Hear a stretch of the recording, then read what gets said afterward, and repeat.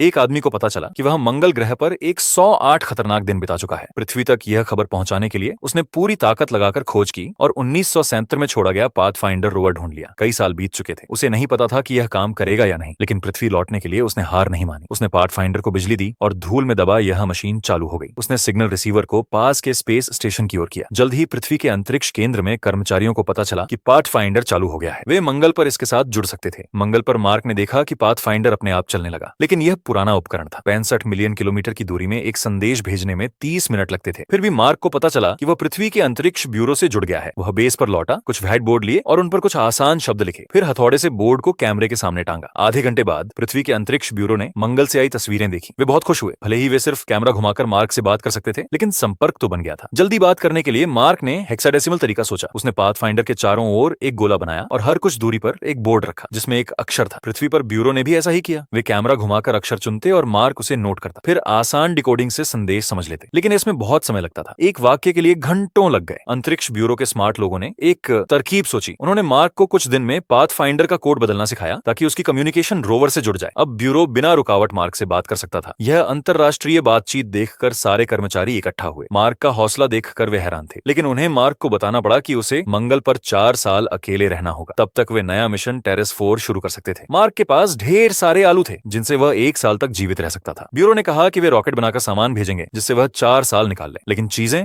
वैसी नहीं हुई। उसी रात मार्क लैब में था। प्रेशर चैनल में खराबी आ गई। लैब पहले ही टूट चुकी थी, जिससे अंदर बाहर का दबाव अलग हो गया। अचानक जोरदार धमाका हुआ। मार्क का हेलमेट टूट गया। ऑक्सीजन लीक होने लगी। उसने टेप से हेलमेट का छेद बंद किया और जान बचाई, लेकिन लैब में मंगल का ठंडा वातावरण घुस गया। सब कुछ बर्फ से ढक गया और आलू मर गए। उसका एकमात्र खाना खत्म हो गया। मार्क ने यह खबर ब्यूरो को दी। इतनी गंभीर स्थिति में ब्यूरो ने रॉकेट बनाने की रफ्तार बढ़ाई। 1 महीने में रॉकेट तैयार हो गया। मार्क के पास सिर्फ 4 से दिन का खाना था। ब्यूरो ने बिना पूरी जांच के रॉकेट लॉन्च कर दिया। अगर सब ठीक रहा तो मार्क को खाना खत्म होने से पहले सामान मिल जाता। रॉकेट लॉन्च हुआ और सब खुश हुए, लेकिन जल्द ही कर्मचारियों ने देखा कि रॉकेट में अजीब कंपन हो रहा है। इससे पहले कि कोई कुछ करता, रॉकेट हवा में फट गया। जल्दबाजी की वजह से लॉन्च फेल हो गया। अब नया रॉकेट बनाने में इतना समय लगता कि मार्क मंगल पर भूख से मर जाता। सब निराश हो गए। 166वें दिन मार्क को रॉकेट फेल होने की खबर मिली। उसने जीने की उम्मीद छोड़ दी।